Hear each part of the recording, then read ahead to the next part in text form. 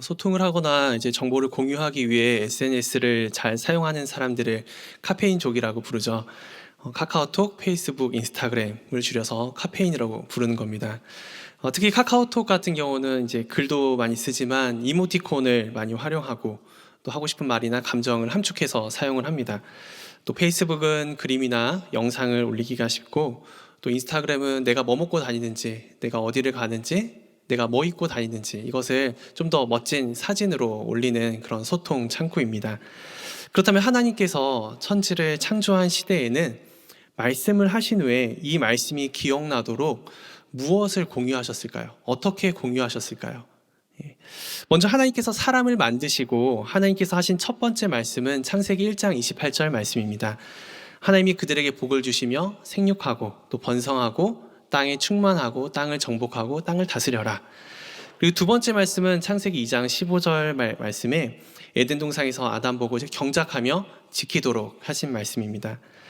하나님께서는 이런 말씀을 주셨을 때 말씀을 기억하고 잊지 않는 것은 아담에게 오히려 너무 쉬웠습니다.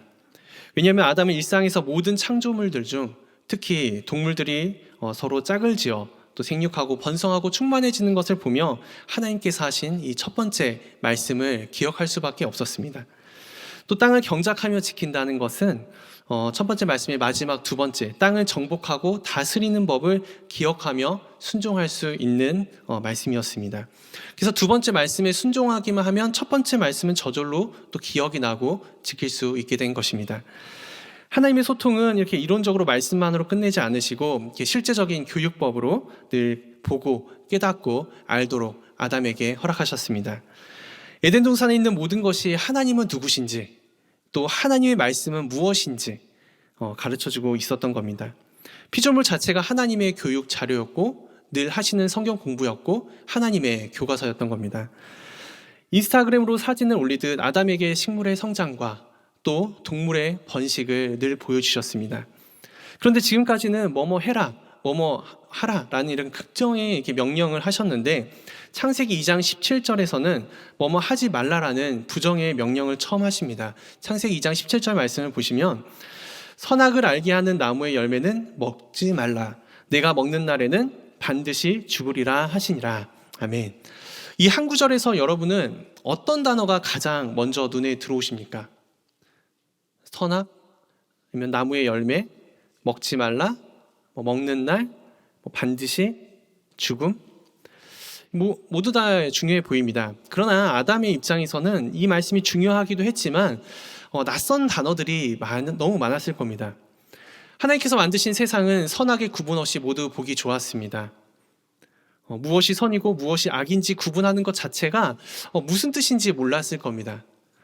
그리고 보이는 것은 아무거나 먹었는데 갑자기 한 열매는 먹지 말라고 하십니다. 또한 죽음이 뭔지 몰랐을 아담에게 반드시 죽는다는 것은 어떤 상태가 되는 것인지 정확히 와닿지 않았을 겁니다. 기껏해야 해가 지면 꽃이 시드는 정도로 이해했을 가능성이 있습니다. 하나님께서는 이 죽음의 경고 이후에 생육하고 번성하도록 돕는 배필로 이제 여자를 만들어 주십니다.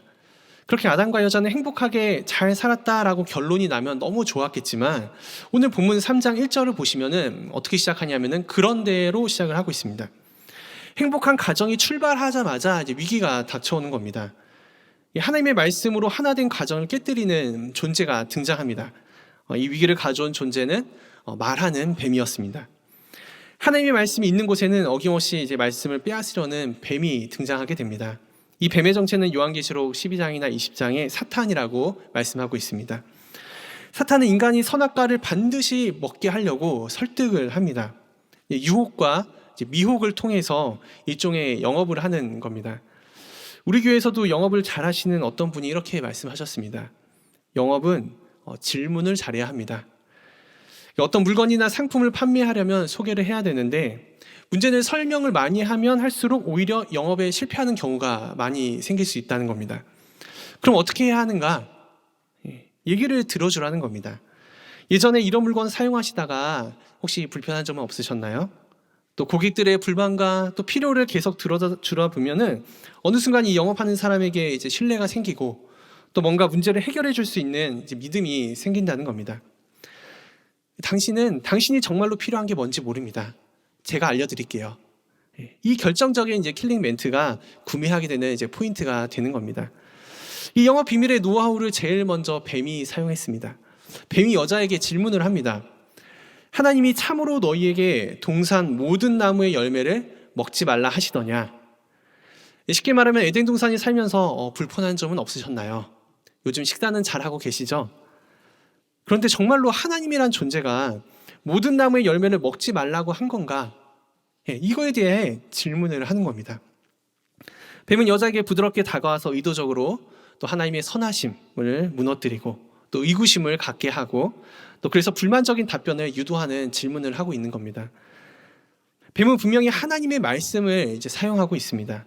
그러나 하나님께서 주신 처음 말씀을 조금 비틀어서 말씀과 좀 멀어지게 합니다.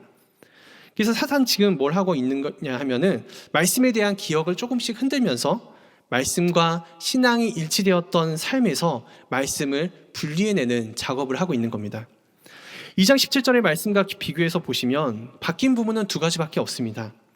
참으로, 그 다음에 모든, 이 단어만 추가를 했습니다. 그런데 놀랍게도 이 질문에 대한 여자의 대답도 조금씩 말씀과 멀어지고 있습니다. 3장 3절 말씀인데요. 동산 중앙에 있는 나무의 열매는 하나님의 말씀에 너희는 먹지도 말고 만지지도 말라 너희가 죽을까 하노라 하셨느니라. 아멘. 여기서 여자도 두 가지를 이제 바꿔서 대답하는 것을 우리가 보게 됩니다. 하나님께서 말씀하지 않으신 만지지도 말라라는 것을 첨가시켰고 또 하나님께서 반드시 죽으리라는 말씀을 죽을까 하노라, 죽을지도 모른다라고 바꿔서 대답을 하고 있습니다. 뱀은 처음부터 이 선악과라는 단어를 사용하지 않습니다. 왜냐하면 이제 뱀이 선악과라는 단어를 처음부터 사용했다면 아마 여자가 경계했을지 모르기 때문입니다. 그래서 동산 모든 나무의 열매라고 질문을 하자 여자도 동산 중앙에 있는 나무의 열매라고 따라 이렇게 말하게 됩니다. 이제 뱀은 선악과를 여자 스스로 선택해서 먹도록 마지막 이 영업의 이제 킬링 멘트를 날리는데요. 4절 말씀입니다. 뱀이 여자에게 이르되 너희가 결코 죽지 아니하리라. 이제는 이제 대놓고 하나님의 말씀을 바꿔버립니다. 완전히 내용이 달라지게 됩니다. 반드시 죽는다에서 결코 죽지 않는다로 바뀌어버립니다. 하나님 말씀 몇 개만 달라졌을 뿐인데 결론은 완전히 반대가 되어버립니다. 처음에는 먹으면 죽는 선악과였지만 나중에는 먹어도 되는 열매로 바뀌어버립니다. 그리고 이제 사탄은 하나님으로부터 완전히 멀어지게 하는 말을 합니다. 5절 말씀입니다. 너희가 그것을 먹는 날에는 너희 눈이 밝아져 하나님과 같이 되어 선악을 알 줄 하나님이 아심이니라. 쉽게 말해 뱀이 여자를 미혹하고 유혹하는 내용은 이렇습니다. 하나님만이 하실 수 있는 능력이 있는데 그것은 바로 선악을 알게 되는 능력. 이 능력을 너희도 갖게 되면 이 세상을 만든 하나님처럼 될 수 있는 거야 라고 말하는 겁니다. 지금 뱀의 이 말은 사실 사탄이 된 이유입니다. 하나님처럼 되려고 했던 교만한 자신의 이야기를 하고 있는 겁니다. 동일한 방식으로 교만의 방법으로 하나님의 형상인 사람을 사탄의 형상으로 바꾸는 무서운 말을 하고 있는 겁니다. 여기까지 뱀이 이야기한 것을 듣고 아직 여자가 이 선악과를 먹기 전에 우리가 다시 생각해 볼 것이 있습니다. 선악과가 무엇입니까? 선악을 알게 하는 나무의 열매입니다. 하나님께서 왜 그 선악나무를 동산 한가운데에 두셨을까요? 처음에 도입에 말씀드린 것처럼 천지창조 당시에는 글도 없었고 종이도 없었습니다. 하나님께서는 글자도 없고 펜도 없고 종이도 없는 시대에 또 많은 말씀을 하지는 않으셨던 것 같습니다. 딱 3가지만 말씀하신 것으로 기록되어 있습니다. 첫 번째는 생육, 번성, 충만, 정복, 다스려라. 두 번째는 에덴을 경작하여 지키라.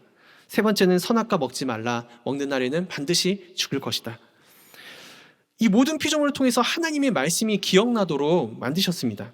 그리고 특별히 중요한 말씀은 늘 보이는 곳에 두셨습니다. 그래서 하나님께서는 동산 가운데 선악과를 두셨다는 것은 가장 중요한 핵심이기 때문에, 가장 중요한 그 말씀이기 때문에 하루에도 몇 번씩 볼 수 있도록 동산 한가운데 두고 보고 읽을 수 있게 하신 겁니다. 그래서 사람은 이 선악과를 통해 매일매일 큐티를 하게 되는 겁니다. 그리고 그 묵상은 하나님을 기억하는 겁니다. 선악과를 먹지 말라고 하신 하나님이 모든 것을 다 주셨기에 감사함으로 예배를 해야 합니다. 그리고 그것을 볼 때마다 하나님이 누구시며 또 사람은 어떤 존재인지 각각의 정체성을 깨닫고 확인하는 이 신분증과 같은 것이 바로 이 선악과입니다.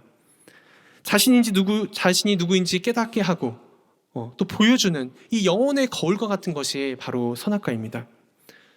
하나님은 창조주, 나는 창조물. 비록 나는 하나님의 형상이지만 나는 절대로 하나님은 아니다라는 것. 하나님은 완전하시고 모든 것이 가능한 신이지만 나는 연약하고 부족한 자, 아직 죽지 않았지만 언제든지 죽을 수 있는 존재. 이 기준과 신분을 보여주는 것이 바로 선악과입니다. 선악과 자체는 나쁜 것이 아닙니다. 죄도 아닙니다. 선악과는 피조 세계에서 하나님과 인간 관계를 정확히 구분해주는 나무의 열매입니다. 그래서 하늘과 이 땅의 중간에 매달려 있으면서 하늘과 땅의 기준선을 보여주는 것이 바로 선악과입니다. 선을 넘지 않는 것, 또 하늘을 지으시고 하늘에 계신 하나님의 자리에 앉지 않도록 하는 것, 눈에 보이지 않는 선이 아니라 눈에 보이는 선을 정확히 그어놓으신 것이 바로 선악과입니다. 우리에게는 선악과를 왜 만드셔서 인류가 모든 사람이 죄인이 되게 하셨나라는 질문이 있습니다. 선악과는 따먹으라고 주신 것이 아니라 하나님께서 실물 자료로 선을 그어 놓으신 자료입니다. 하나님과 인간, 또 조물주와 피조물, 하늘과 땅의 구분으로 정확한 질서를 정하셨습니다. 이 선악과를 보면 또 묵상하면 할수록 나의 정체성이 무엇인지, 나의 위치는 어디인지 깨달으며 살도록 은혜로 주신 것입니다. 근데 결론적으로 선악과는 우리가 하나님 자리에 앉지 않고 또 교만하지 않도록 만드신 이 안전벨트와도 같습니다. 근데 이제 보는 것, 듣는 것, 또 냄새 맡거나 만지는 것은 우리가 의도치 않게 우리가 충분히 할 수 있습니다. 그러나 먹는 것은 완전히 다른 문제입니다. 먹는다는 것은 내가 의도적으로 가서 또 보고 또 만지고 흔들어 볼 수도 있고 또 냄새도 맡을 수 있고 또 입에 넣어서 혀로 맛을 보는 이 과정 이후에 내가 삼킨다라는 이 단계가 있습니다. 여러 단계에 점검할 수 있는 문들이 있는 것입니다. 안전벨트는 우연히 저절로 빠지는 이제 벨트가 아닙니다. 쉽게 버클에서 빠지지 않습니다. 힘을 주고 눌러야, 의도적으로 눌러야 빠지는 벨트이죠. 선악과를 먹는다는 것은 하나님께서 안전벨트로 채워주신 것을 내가 일부러 뺐다는 겁니다. 왜 안전벨트를 빼는 걸까요? 그것은 더 이상 나는 보조석에 앉아있는 것이 아니라 내가 운전대를 잡겠다는 겁니다. 내 인생의 방향을 내가 결정하겠다. 내가 가고 싶은 곳 가겠다. 하나님께서 잡고 계신 운전대를 빼앗아서 하나님 자리에 앉고자 하는 것. 이 행위가 바로 선악과를 먹는 행위입니다. 이게 쉬운 일입니까? 정상적이라면 쉬운 일이 절대 아닙니다. 그러나 사탄은 이것을 아주 쉽게 만들어버립니다. 우리가 비록 선악과를 본 적이 없지만 저는 선악과가 그렇게 먹음직했을까라고 의심을 합니다. 오히려 전혀 식욕이 생기지 않게 만드셨지 않았을까라고 생각을 해봅니다. 왜냐하면 뱀이 유혹하기 전에는 아담과 하와가 선악과에 대한 필요나 또 욕구나 또 반응이 전혀 없었기 때문입니다. 뱀은 여자에게 질문하면서 유혹과 함께 미혹을 했습니다. 미혹은 인간의 이제 사고 또 가치와 신앙을 완전히 다른 세계관으로 바꿔버리는 겁니다. 뱀의 미혹은 여자에게 일종의 VR 고글을 씌워준 것과도 같습니다. VR 고글 한 번쯤 다 들어보셨죠? 가상의 상황을 현실처럼 느끼게 해주는 것. 저도 이 작년에 처음 이 VR을 체험을 해볼 수 있었습니다. 청년들과 함께 갔었는데 VR은 하는 것도 재밌지만 그것을 체험하고 있는 사람을 보는 것도 참 재밌습니다. VR 게임을 하는 청년은 아무것도 없는 허공에다가 막 손을 허우적거리면서 뭔가를 잡고 있습니다. 도대체 저 청년이 무엇을 보고 있는 것인가 궁금하게 됩니다. 분명히 넓은 바닥에 안전한 곳에 서 있는데 그걸 알고 있을 텐데 마치 그것을 체험하는 사람은 높은 빌딩에 그 외나무 다리, 난간에 서 있듯이 그냥 무서워서 주저앉아 버립니다. 어떻게 저런 웃긴 포즈를 취할 수 있지? 따라하기도 힘들겠다라는 생각을 하게 됩니다. 그런데 제가 직접 체험할 때는 상황이 완전히 달라집니다. 저는 분명히 다짐하고 결심하고 자기 암시를 하고 들어갑니다. 저건 가짜다. 나는 넓은 바닥에 서 있는다. 나는 좀 더 점잖게 해야지 다짐하고 들어갔지만 나중에 찍은 영상을 보면 누구보다도 더 망가진 모습이 저의 모습이었습니다. 그 VR 안경을 끼는 순간 누구든지 가상현실에 집중하게 됩니다. 완전히 몰입한 상태에서는 세상과 나는 간 곳 없고 거짓된 영상만 진짜로 보게 되는 겁니다. 뱀은 여자에게 말합니다. 일단 한번 써봐. 일단 선악과를 한번 먹어봐. 눈이 밝아져서 새로운 세계에서 새로운 존재가 될 거야. 그건 바로 네가 이 세계의 하나님이 되는 거야. 이 세계에서는 너가 신이야. 이것만 먹으면 너 마음대로 할 수 있어. 너가 가는 곳이 길이고, 너가 선이며, 너가 법이고, 너가 곧 생명이야. 이 세계에서는 영원히 죽지도 않아. 이렇게 미혹시키는 뱀의 말에 여자는 VR 안경을 착용하게 됩니다. 완전히 새로운 세계, 이전에는 들어보지 못한 다른 말씀이 들리고 깨달아집니다. A whole new world, 새로운 하늘과 새로운 땅이 눈앞에 펼쳐지게 됩니다. 6절 말씀입니다. 여자가 그 나무를 본즉 먹음직도 하고 보암직도 하고 지혜롭게 할 만큼 탐스럽기도 한 나무인지라. 뱀의 말을 듣기 전에는 분명히 선악과가 먹고 싶지 않은 열매였습니다. 먹으면 반드시 죽는 열매였습니다. 그러나 뱀의 말을 귀담아 듣는 순간 게임 오버가 됩니다. 보이스피싱처럼 낚이게 됩니다. 뱀이 씌워준 그 가상현실 고글을 한번 쓴 사람은 그것을 벗기 전에는 절대로 그 방을 제 발로 나갈 수 없습니다. 이게 진짜 리얼 에덴이구나. 이게 진짜 선악과의 모습이구나. 거짓이 진짜가 되는 순간입니다. 그런데 여자와 뱀의 대화에서 더 나쁜 사람이 있습니다. 누굴까요? 아담입니다. 아담은 멀리 있지 않았습니다. 바로 여자 옆에 있었습니다. 6절 끝에 보시면 여자가 그 열매를 따먹고 자기와 함께 있는 남편에게도 주매 그도 먹은지라. 아담이 여자 옆에 있었습니다. 중요한 것은 뱀이 여자에게 말을 거는 동안 남편이었던 아담이 계속 옆에 있었는데 어떻게 한마디도 하지 않았다는 겁니다. 지금 아담은 어떤 상황에 있습니까? 방금 전까지 하나님의 주례로 새로운 가정이 탄생하고 이제 신혼여행을 떠나려는 시점이었습니다. 그러나 아담은 인류 최초의 이 러브스토리가 시작하기도 전에 하나님의 명령했던 생육하고 번성하고 땅에 충만하는 이 약속을, 이 명령을 지킬 수 있는 그 시점에서 순종하기도 전에 뱀이 끼어들었지만 그냥 방치하고 있습니다. 남자로서 무책임한 겁니다. 남편의 직무유기입니다. 둘만의 은밀한 공간에 불청객이 왔음에도 쫓아내지 않습니다. 더구나 아담은 이름을 짓는 게 전문이면서도 결혼식이 끝났는데도 아직 여자에게 이름을 지어주지 않고 있습니다. 하와라는 이름은 3장 20절이나 되어야 나옵니다. 지금 아담은 아내를 이 여자, 저 여자라고 부르고 있는 상황입니다. 가정이 시작되었을 때 기도가 없습니다. 예배가 없습니다. 하나님이 안 계십니다. 오히려 그 자리에 누가 있냐면 뱀이 들어와 있습니다. 한 분 하나님을 바라보며 하나가 되었던 가정은 마치 뱀의 혀가 둘로 갈라지듯 나눠진 것처럼 관계가 갈라지는 위기에 처해지게 됩니다. 선악과를 먹은 그들의 결과는 무엇입니까? 7절 말씀입니다. 이에 그들이 눈이 밝아져 자기들이 벗은 줄을 알고 무화과 나무 잎을 엮어 치마로 삼았더라. 아멘. 눈이 밝아지긴 했습니다. 하지만 그들이 선악과를 먹은 후 제일 먼저 한 것은 치마를 만드는 것입니다. 이것이 하나님처럼 된 것인가요? 아닙니다.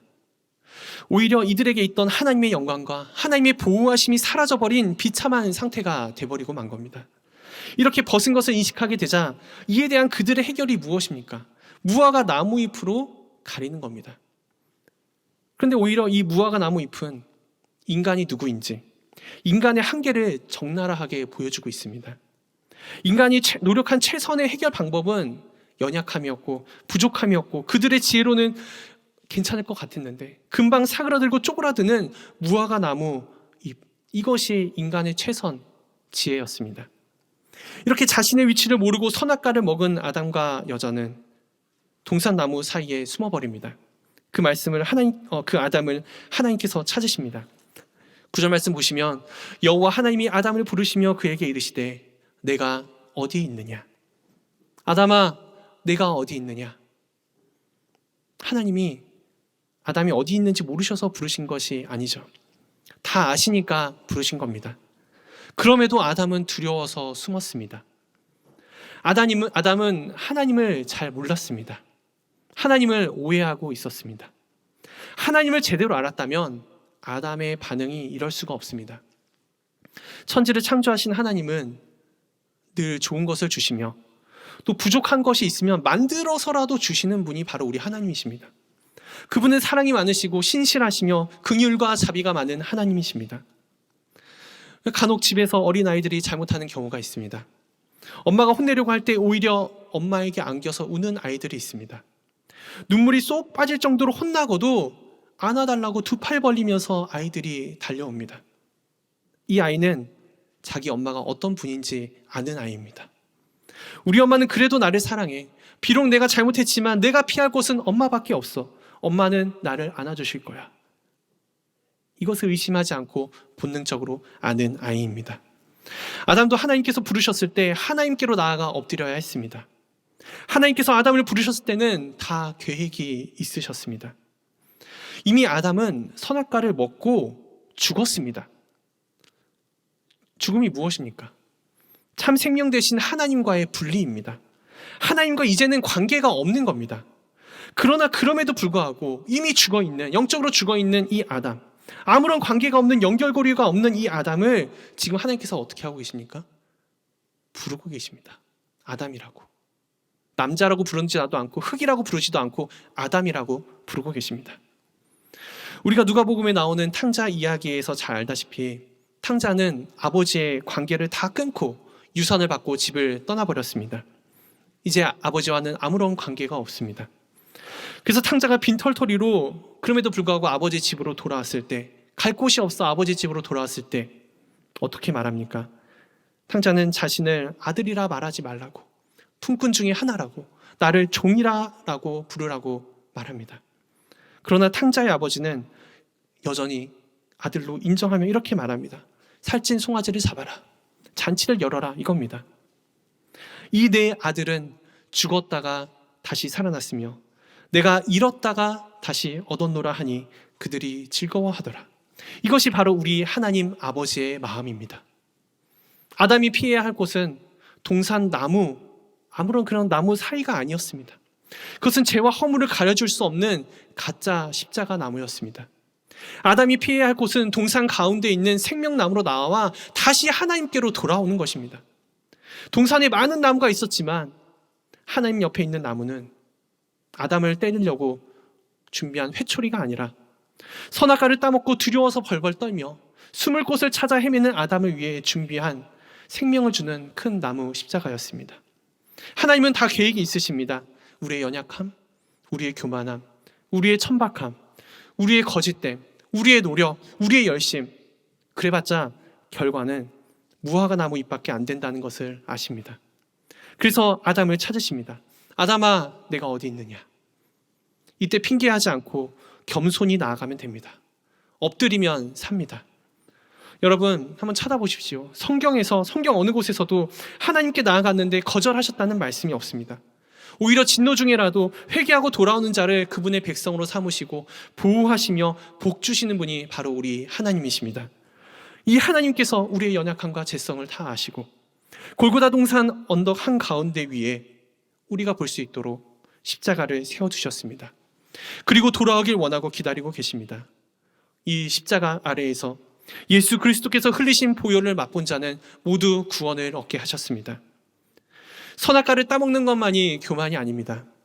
돌아가지 않는 것이 교만이며 내 힘으로 무화과 나무 치마를 만드는 것이 교만이고 하나님께로 피하지 않고 하나님으로부터 피하는 것이 교만입니다. 인간이 할 수 있는 가장 위대하면서 지혜로운 것은 여호와께 돌아가는 것입니다. 그분이 부르고 계십니다. 아담아, 내가 어디 있느냐? 우리의 자리가 어디인지, 우리는 누구인지 물으시는 하나님. 그분께 주님, 나는 주님의 피조물입니다. 그래서 주님이 필요합니다. 이렇게 날마다 고백하며 우리의 정체성을 확실히 깨닫고 또 하나님께로 돌아가는 믿음의 백성들 다 되시길 간절히 소망합니다. 기도하겠습니다.